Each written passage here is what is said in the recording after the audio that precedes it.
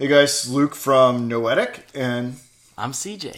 Yeah, so we just did Kierkegaard's of the lilies of the field and the birds of the air, and now we're going to tackle selections from the moment, or as it was entitled in this book that I stumbled across, the present moment, which is probably a mistranslation. It's probably not the correct way that it's understood. It's either understand as the moment or the instant. But the way that this all came about is that there is a hospice, Blue Ridge Hospice, that I support. I go there all the time, and I just kind of rifle through their books that people donate. It's a cause that I really believe in, and they have really fantastic selection. I shouldn't even be telling you about it because now you're going to go get all the books that I have been hoarding for myself. But by chance, by fate, I came across this text right here. If you're watching on YouTube, selections from Kierkegaard, selections from the writings of Kierkegaard, translated by Lee M. Hollander, and it included several articles from this incredibly rare book, the last book that Kierkegaard ever wrote. And I don't know if it's fair to really call it a book because it was published in 10 installments for a newspaper in Copenhagen, and then it was sort of assembled after the fact and called The Moment. I can say a little bit more about it and what we're going to be talking about, but that's how we're talking about this right now. It's very rare, and Kierkegaard published all 9 of these installments in 21 articles. The 10th one was prepared on his desk waiting to be published. He died, and then that one was published posthumously. So he was working up until the day he died.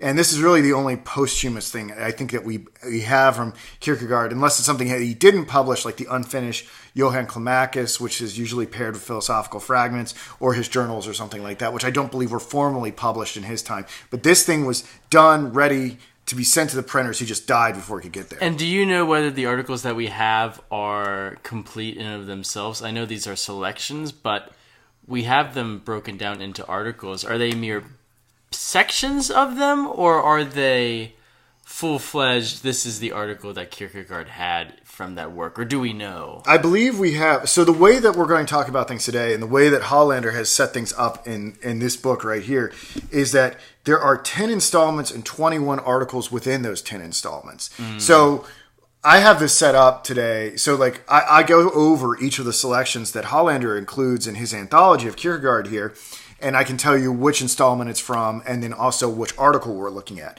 Now, I also was able to obtain the very rare The Moment, the larger book that all of these are a part of. And so if we want to, maybe in the near future, maybe in the distant future, we cover all of The Moment. But I believe Hollander picked out these particular articles from the particular installments to kind of give us the flavor, the quintessence of The Moment. And that's a neat part about this work, is that it is broken up episodically.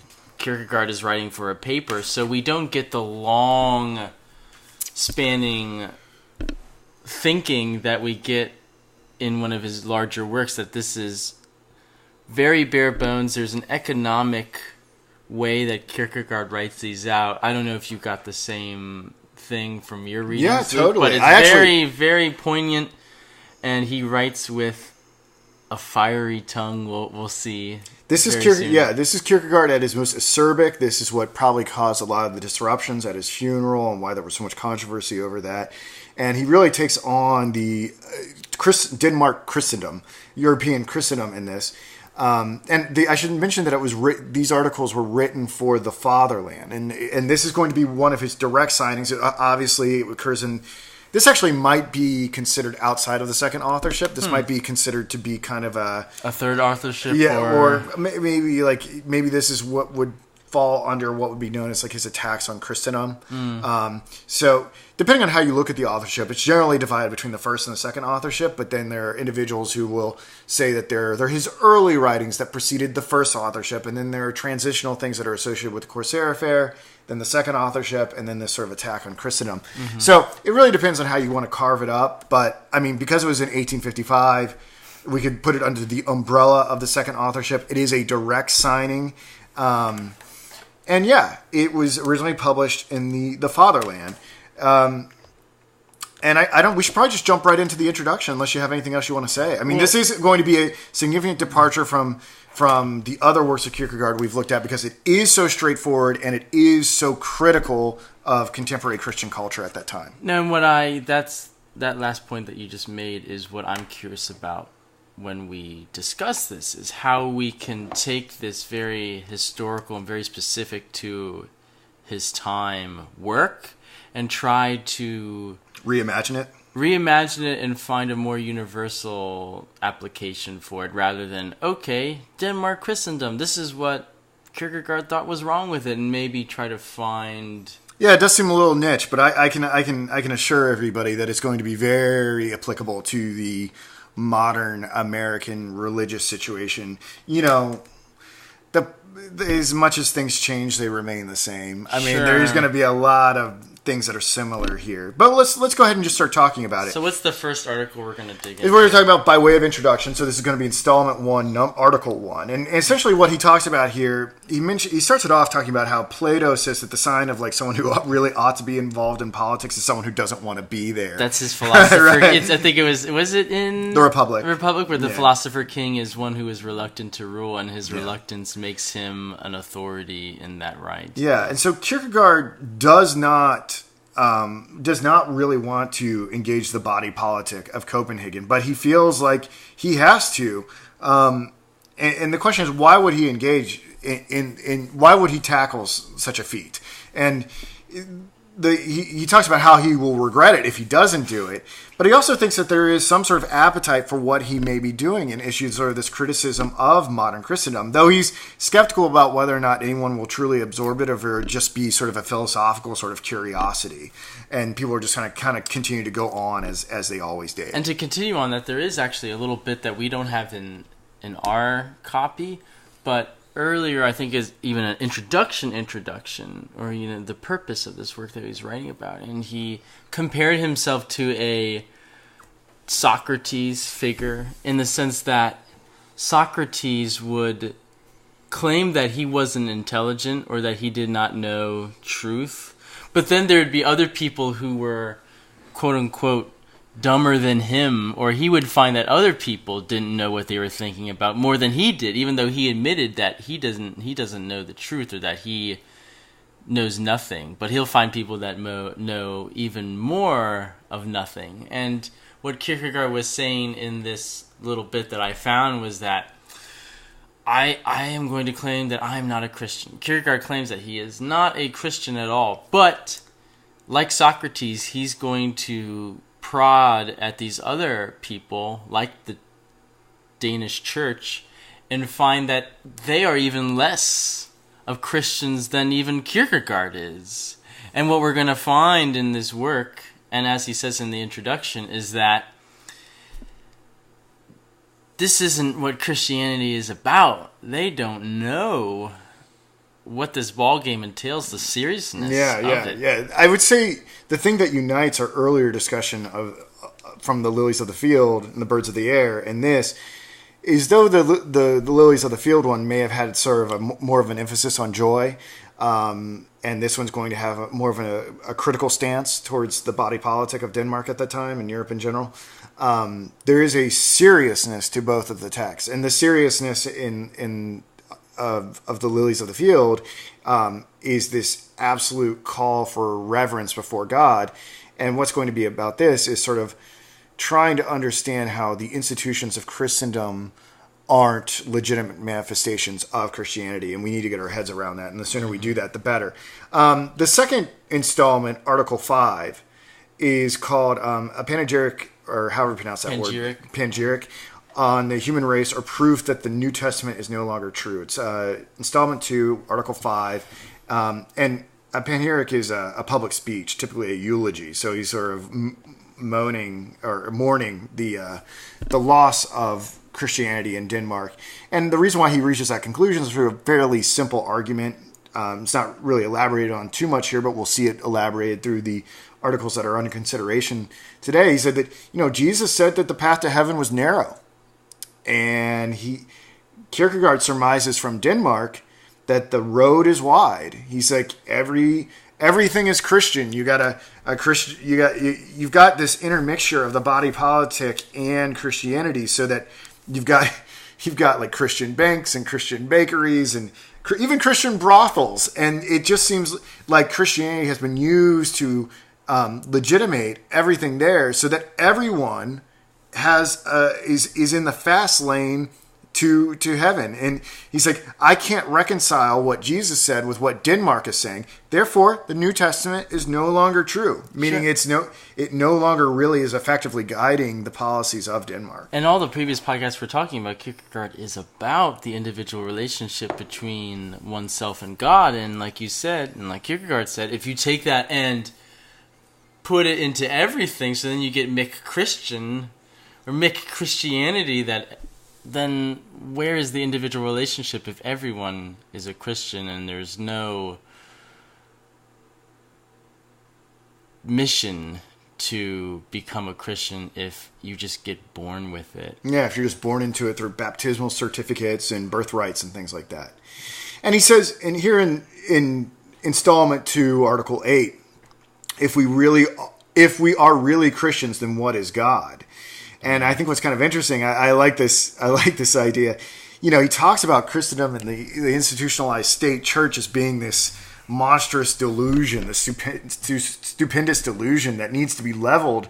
And he thinks, like, if God really wanted us to just blanket over all these, if Jesus came into existence just so we could, like, baptize all the currently existing institutions of heathendom and turn them into Christendom institutions, he's like, what kind of God are we talking about? Like, what kind of God would reward or punish us based on whether or not pagan or Christian was on the bank or the bakery that we were using? Like, isn't this just the silliest idea? He says on page 224, I like this quote, and the stupidest kind of worship, more stupid than any idolatry ever was among the heathen, and more stupid than to worship as a god some stone or an ox or an insect, more stupid than anything is to adore as God a driveler. That essentially, like, that we can just swap out these terms, and the way that we redeem humanity, the way that we redeem the country is just to,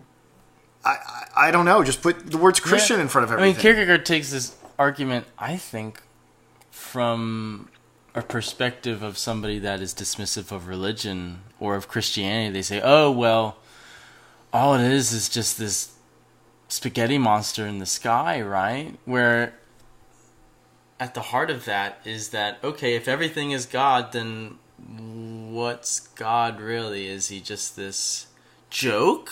Yeah. Or is it actually this really serious existential sort of thing? And I think that's great that Kierkegaard can take himself out and see that view and say, okay, they have a point, because if Christianity is that, if that's what it is now, then I don't even want to be a part of it, or I recognize that it's a joke, just as an atheist would, or as any kind of person who would dismiss religion in general. Yeah, it's like cheering on like a Christian sports team or something like that. It's like it's remarkably profane on a level. I mean, I went to a private Catholic college, so there you have it. Do you feel that'd be an interesting question to ask? What's interesting in the Diagnosis, Installment 4, Article 1, is that Kierkegaard says that individuals that are living within this form of Christendom really aren't Christians, and they're not even well-meaning heathen. He thinks there is some sort of perverse form of Christian where they are sort of reinterpreting the teachings of Christ to kind of justify the malady that they currently have. It's the half measure we were talking about in the last podcast about the lilies in the field, if we want to make another connection, that we have these people that interpret the Bible, certain passages, or even in Fear and Trembling, okay, let's interpret Abraham as being faithful to God, not, okay, we have to suspend the ethical in order to have this paradoxical religious relationship with God. Yeah. And what's interesting is that Kierkegaard thinks that the church and the state is so diseased by this mishmash of heathen institutions and misunderstood Christian teachings and stuff like that. That he actually just wants to get rid of the whole for the sake of Christianity. He wants to get rid of state religion altogether. That was in that he wants something simpler. Now, what that simpler thing is, it's hard to understand because it's Kierkegaard. I don't know what Kierkegaard would have done if he had the opportunity to sort of create his ideal sort of church or whatever. I mean, we obviously learned something about what the individual is supposed to do. I mean, especially in observation of the lilies and the birds and how we're to comport ourselves directly before Christ. But I don't know if there are any sort of simpler Christian institutions that he would have been an advocate for. What kind of church Kierkegaard would endorse? I mean, I don't know. Do you have any thoughts on that? Not on that, but it does relate to what you were talking about before. And I can't remember if it was a passage in the present moment or if it was just a journal entry. But Kierkegaard talks about how this mission that he has is unlike anything that has come before him, and that he is trying to destroy what Christ died for, or to destroy what Christ died for to get rid of this institutionalized Christendom. That Christ died, partially Christ suffered and died because of that. Or in spite of that. I was going to say, what do you mean he died for that? I think I'm phrasing it wrong, but I think Kierkegaard was saying that he was trying to destroy what Christ died on the cross to abolish, which was this institutionalized Christendom. Well, Christ would have been in favor of a leveling of the stratification of the world of man, right? And so what seems to be happening? I think that's what he was saying. I think I'm phrasing it wrong. I think what you're trying to say here is that all are supposed to be sort of equal before Christ, and then you have before Christ came on. You had slave arrangements with the Roman Empire. You had an emperor. You have all this nonsense. Now, did Christ really come to reform the body politic? I don't know. Not necessarily, but at least the Christian teachings are such that everyone is to be introduced with equality before Christ. And so we see this sort of leveling effect, and eventually Christianity sort of takes hold.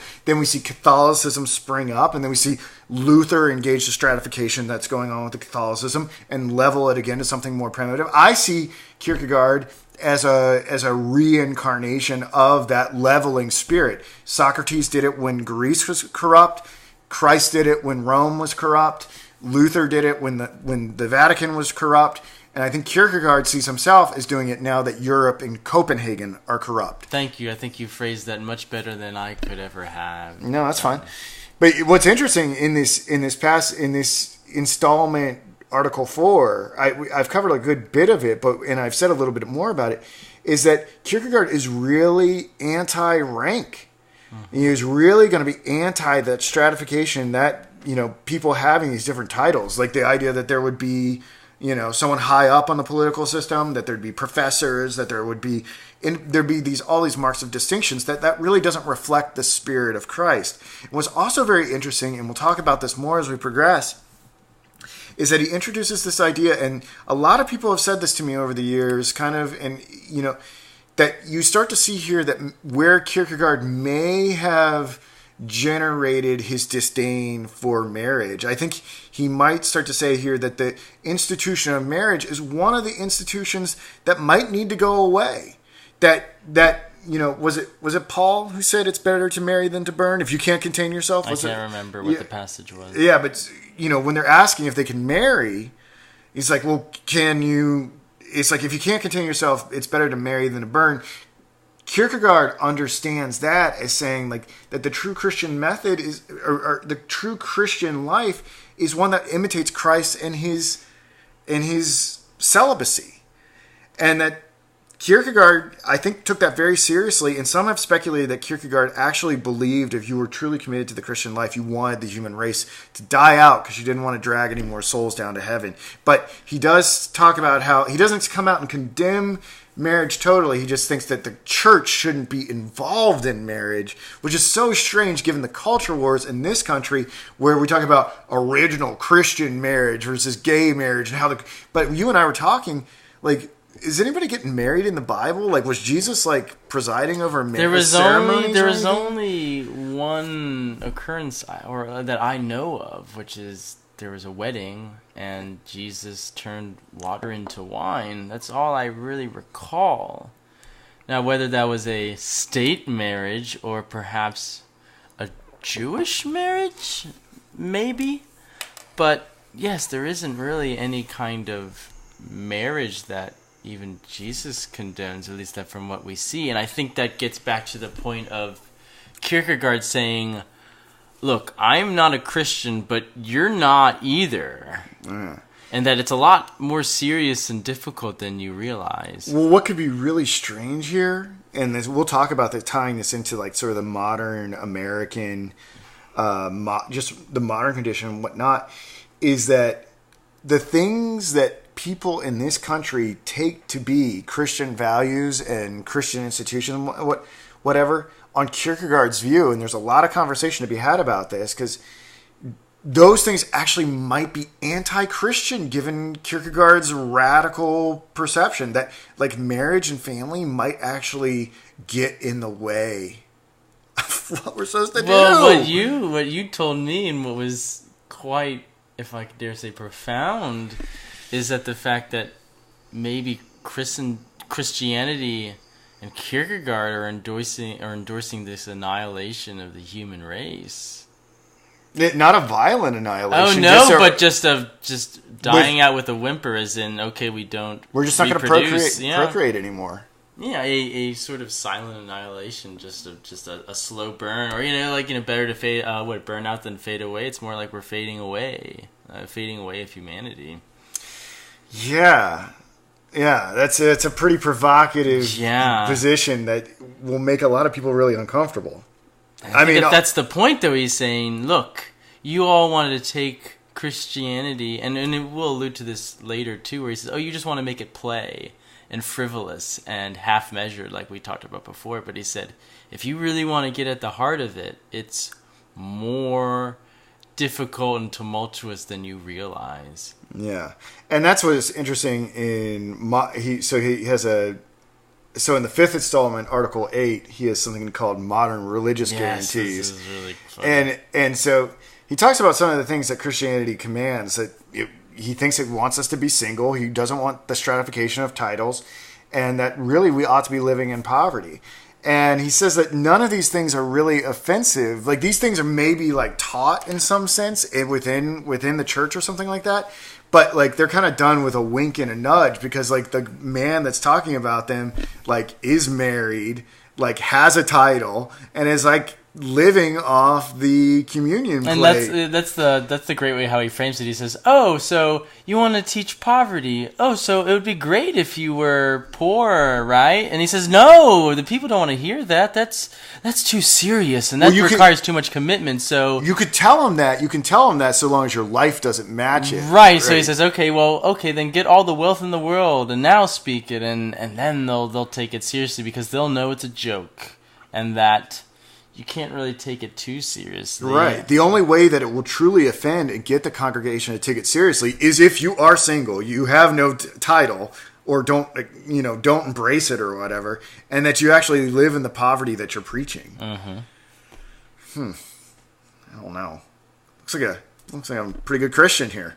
Not intentionally. But anyhow, moving. So I don't. Did you want to say anything more about that? I just thought that was really. No, really radical. It is. I have nothing else to say than what Kierkegaard is. Yeah, the next one that we're going to look at, these are kind of going in a nice little clip. So that's what's cool about the moment, is these little newspaper articles that were written for the fatherland. Very episodic. Yeah, it's the greatest hits. So I thought we've been talking about this one a little bit. What Says the Fire Marshal, Installment 6, Article 5. And he talks about how he uses this analogy where all these people want to help put out a fire, right? So they like the whole town like gets like buckets and cups and like garden hoses and like, we're going to put out the inferno. And then like the fire marshal shows up and he's like, get out of the way. Like, you are going to get us all killed. You're making this situation worse. We know that you mean well, but like let the professional handle it. And he emphasized the profanity that the fire marshal goes through. He says he might hit them in the head, and he says, "Get the fuck out of here!" Yeah. He's not nice to them at all, and that those people want to be respected and say, "Wait, you're being too rude. We want to help." And the fire marshal says, "Hell no, I don't give a shit. Please get out of here right now, and let me attend to this serious matter." Yeah. So the issue here is like, why are we talking about a fire marshal? I mean, Kierkegaard obviously thinks that the religious situation in Copenhagen at that time is a conflagration, and that, like, I don't know if he conceives of himself as the fire marshal. Is that like he's got to be this expert to let everybody know like how to extinguish this fire? Like, he's got all these people that want to help, but they're really just making the matter worse, and he's got to be the one that sends them all the way. Is that the way that you understood it? That's how I sort of understood it, and how I took the venom of this work and of the tone, where he has to be quite polemic in order to get this notion across, that he can't haphazardly say, "Okay, let's collaborate with the priests here, and let's all work together." He says that is the true test of a person that's on a mission, whether that be for an idea or religious cause, that if you have these half-assed people that want to help and that want to just do a little bit but not take this idea or religion seriously, that if he accepts their help, then he is not the man for the job. But like the fire marshal, if he pushes them inside and says, "No, I got it. Go get out of here. You guys aren't helping," then that is the true sign of a man that is on a mission, man or woman who is on a mission. Yeah, I like that. I like that imagery. In installment 7, Article 6, it's confirmation and wedding ceremony, Christian comedy, or worse still. And what's really interesting here is that Kierkegaard really has an issue with how the Lutheran Church is sort of inaugurating the youth into the church through baptismal certificate and vows. He thinks it's improper because the children don't really understand the commitments that they're making, and this really just only gives more power to the church leaders, not to mention the money that's made off of all these ceremonies. Well, to continue on the metaphor before, is that he treats they see the same problem that you did. Like, okay, well, a baby can't really get conformed into religion because he doesn't really, or conformed into the faith in general. Confirmed. I know confirmed. I'm saying conformed into religion. I see. Because I know the little trade-off there, but they can't get confirmed, if we want to use that word, because they don't have the volition or the understanding or the individuality to make that commitment. So they admit that, just like the fire marshal, but like the little people carrying their little bucket, their little sprinkler is to let's confirm them, and we'll do it at 15 years old. How about that? And Kierkegaard says, no way, that's just the same problem that we had. That's just a little hose that's going to take out the big conflagration. Like, is that going to actually do anything? Will that help us at all? No. He's got this quote. He's got this great quote. He says, "And the Almighty is with me, and he knows how the whip is to be handled so that the blows take effect, and that laughter must be that whipped, handled with fear and trembling. Therefore am I used." So he fancies himself not unlike Jesus driving the money changers from the temple. I think Kierkegaard sees himself here as reenacting that event. He's driving all these filthy money handlers from the Lutheran Church of Denmark. What's also interesting is like, because he's so upset about how much the church profits in terms of power and money in regards to all ththese different ceremonies, be they wedding or baptismal events or whatever. It has hues and shades of what was the Catholic Church doing that Luther objected to so much, was the selling of it's like you got this piece of paper and if we don't know the name, it's basically it's to get you out of hell, or to get a relative out of hell. Right. What was that thing called? Oh, I can't remember. But the point is, like you said, you can buy your way into heaven, that you will be granted favors. Yeah. Something like that. They're like permission slips or something like that. People are probably just like, they're probably screaming at the end this right now. It's like an answer on Jeopardy. I didn't find anything too terribly profound about an eternity to repent, and which was installment 8. Article 3. That wait, did we didn't even you just skipped what do you want me to skip? Oh, I thought we were still on the other one. I covered everything I wanted to there. Really? On wedding. I don't know. I think you can say more about wedding. Yeah, or it also talks about just the individual relationship with God. And I think if we even want to extend the fire marshal analogy even further, I think we all are supposed to be the fire marshal, not just Jesus or Kierkegaard, that we have to realize that to have this relationship with God in a truly religious, paradoxical Christian way, we have to deny all of the help that is only half-assed or half-measured. Yeah, I agree. And then that maybe that's what Kierkegaard's getting at, that this confirmation, which is connected to frivolous partying and merriment, that's only just another half-measure way of actually getting at the existential relationship with God. Yeah. You're using the ceremony is a mediating event between you and God. You think you have a relationship with God, but really all you've done is you've had a party. Sure. Yeah. Now all I can imagine is Kierkegaard going to a confirmation with a whip and like, get out of here! Like just like Jesus with the money numbers. Well, he says he has to do it with laughter. That his whip is his wit, which I think is... Which is what he's doing right now. Yeah, it's pretty effective. A Dose of Disgust with Life, which was installment 9, article 3, that was contained in this book by Hollander. Essentially just a repetition of what we said before about how people don't really want to follow Christ. It's too difficult. They just want to have priests and whatnot legitimate the situation they find themselves in. Mm-hmm. So, look, I think it was a pretty... it's a pretty quick overview of these selections from Hollander's book. I mean, I think the question we might want to ask ourselves is, like, is this still relevant to the contemporary scenario? Mm-hmm. And I think, I think we'd have to... I think we have to imagine in what ways is it relevant, right? Mm-hmm. Like, in what ways is, like, the bad form of Christendom still existing, right? Like, we live in a very... quote-unquote religious country.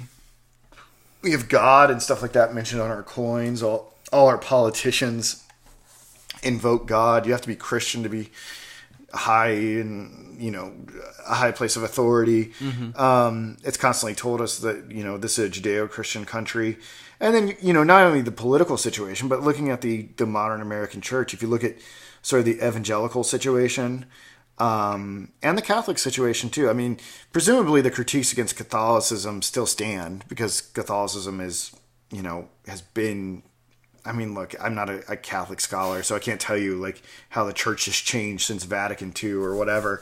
But I mean, essentially, it's been what it is for a long, long time. The modern evangelical situation is a very interesting permutation of Christendom. I can only imagine how frustrated Kierkegaard would have been with the modern evangelical stuff, especially the fact that Christianity has been reduced to light shows and rock songs and prayer circles. And I mean, there's something, look, it's well-meaning, right? I think these are the individuals that are carrying the pails of water and the garden hoses and stuff like that. Like, they're like trying to do something. They're like, we got to get people in the pews, so we got to make it accessible, and we got to have cool haircuts and talk like surfers and like have highlights, but make it relatable, right? Yeah, so we're doing all these things that aren't necessarily related to Christianity. Yeah, so I don't know if there's a lot. I mean, you could say that there's these televangelists. I think there's a lot of power and money, like these. I probably can't mention anybody by name, but like a lot of these people you see on TV leading like all these congregations and whatnot, like they live in huge ass mansions and like they fly around on private jets and they get involved in the political scenario and are very judgmental and condemning and, don't really act Christianly towards one another. You can think about how, they are very easy, they're very quick to destine certain groups of the population to eternal damnation or There's a lot that's amok in the American religious scene and in the political scene. I mean, it's hard to take our American political scene to be a perfect example of Christianity as well, when it's, so driven by money and a lot of our wars are elective, and you kind of wonder if there could be different ways that we go about handling our diplomatic business. And that's another. And this is not a Democrat or Republican thing. Like, no, but if we go back to the Crusades, I think that's one point that Kierkegaard made too. I can't remember what article it was, but how he said, "Oh well, I want to be violent," or we can say like, "I want to get land back from the Muslims," and it's just like, well, God said, "Don't kill." He said, "Thou shalt not kill." I know what I'll do. I'll have a priest bless my crusade. It's just the same thing. Where it's just, okay, that doesn't fit in my lifestyle. So how can I make it? So maybe the question is, what are our American priests blessing today? Mm-hmm. I mean, are they blessing the entire capitalist system? Are they blessing the entire democratic system? I mean, and then you have to raise very interesting questions about, well, what is a Christian economics look like? Is it Marxist? It doesn't seem like it would be Marxist, at least the way that it's been instituted in other places, but it doesn't seem to be capitalistic. So what would that be? What does a Christian economics look like? And what does a Christian political system look like? If it's not democracy, what is it? Is it monarchism? If we follow Kierkegaard on this, are we supposed to become royalists again? I mean, what are we supposed to do?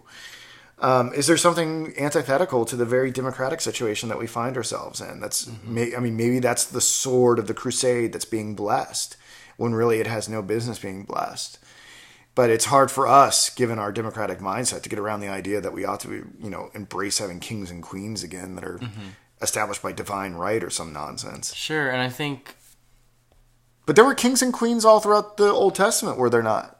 Like King David and King Solomon. Yep. So maybe Kierkegaard is sympathetic to the idea of monarchy because of his obsession with patriarchy. I don't know. Maybe we have to read more of The Moment to find the answers out to those things. But I think we're raising some of the tensions. I don't know. That's kind of what I got right now. I mean, what do you think? Where would you take this discussion?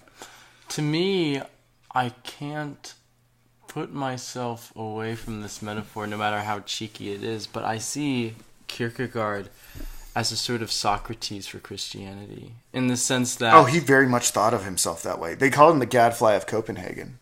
I believe it, and now I'm believing it because in this sort of dialectic he's giving, and in this whole authorship, I'm getting this point that nobody even today, or maybe a very few, are actually Christian. That I can maybe never become a full Christian. Maybe you can't be a full Christian. Maybe the person watching this or listening can't be a full Christian, but... What's the point? He wants to make the road narrow. Right, and that perhaps it's the struggle and the turmoil that even if we're not Christian at the end of the day, that the process is what is God's will, or what is befit to God, or what God wants us to see. Was it in Repetition where he said if he died and he found out that everybody else had made it into heaven except for him, he would still bless God? He said something to the effect of like, it doesn't matter, even if I end up in hell, like this was the right route to go. Mm-hmm. Like, even if I failed at being Christ-like and was eternally damned, I would still bless God because the situation was just. Yeah, it just seems... Or not bless God, but like... No, but extol God. Kierkegaard is espousing not so much a badge or a noun of I am Christian, but a verb. Yeah. Yeah, it is a constant state of becoming. And that's why you have to repeat it. That's why there is a repetition. That is why it is a state of becoming. Like, what's why you always have to constantly return, like the lilies and the birds, to a state of reverence and obedience, because like the relationship with Christ has to be reappropriated. Just like you and I are subjects on Kierkegaard's view. Our relationship doesn't happen once. Mm-mm. Like, I'm like, oh, I met CJ once. we're friends in air quotes, right? Like, no, our friendship is a verb. It is something constantly renewed and developed and takes on tacks in new ways as we get older.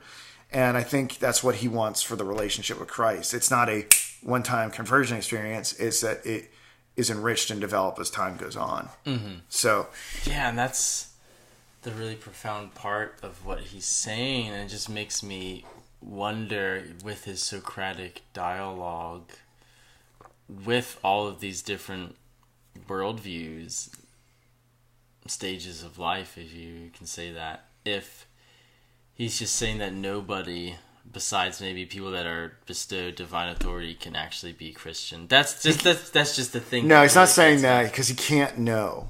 He can't right. know. He can't know whether they did, and that's the crazy part. That's the Socratic frustration, where it's just, okay, well, I don't really know the truth, really. I'm sorry, and I guess you don't either, but we're trying, and I can't really know whether you're an actual Christian or not. I mean, that's something we even touched on the present age, where you can't really know for sure whether the guy actually succeeded, or the guy or girl actually succeeded in their fully religious conversion. Well, it doesn't matter. It doesn't matter. For Kierkegaard, it doesn't matter, because even if you are trying to transcend all these different ethical stages or spheres, however you want to conceive of them, so long as you're following the root of Christ and going along that way, even if you don't end up being a Christian in the end, whatever that means, let's say that means like going to heaven, which Kierkegaard doesn't really talk a lot about. No, but I think that's the profound part. Temporally, like it is still the route to go, even if you do not obtain the goal ultimately. Mm-hmm. Like, that's why he says, like, if I die and I find myself in hell, I will not be upset with God. Like, because it was still the right route to go regardless of the outcome. You're not basing your belief on God as a result of a utilitarian calculation. You're doing it because, well, I mean, you're doing it because it means something here. It means something here now. But then you could say, well, are you making some sort of calculation then? But right. And that's a whole other conversation. That's the point, though. When you get into that kind of Socratic questioning of, okay, well, what does that mean? Are you really doing something like that? Then you just keep getting your mind in this tangle. And I mean, you've seen me do this, and I'm sure you saw Jordan do it and other people do it too, where they just get frustrated with Kierkegaard and say, okay, well, is anybody a Christian? You know, that's what I'm saying. Like, can anybody really be a Christian anyway who isn't an apostle or a saint or Jesus Christ or anybody like that? Can anybody really be a Christian at all? And that's again, you just throw your hands in the air when you realize, with everything he's saying. And I think he was sort of too, in a way, but he was more persistent in saying, okay, like what is Christianity really? And do you all know what it is? I mean, he says here that it wants, but it may not be necessary to be single. That seems like something that can be done. I mean, I feel like I could do that. It's pretty easy for me, given how addicted I am to work, to be single. The titles, I don't care about titles anymore. I don't think the emperor has any clothes on that. I think the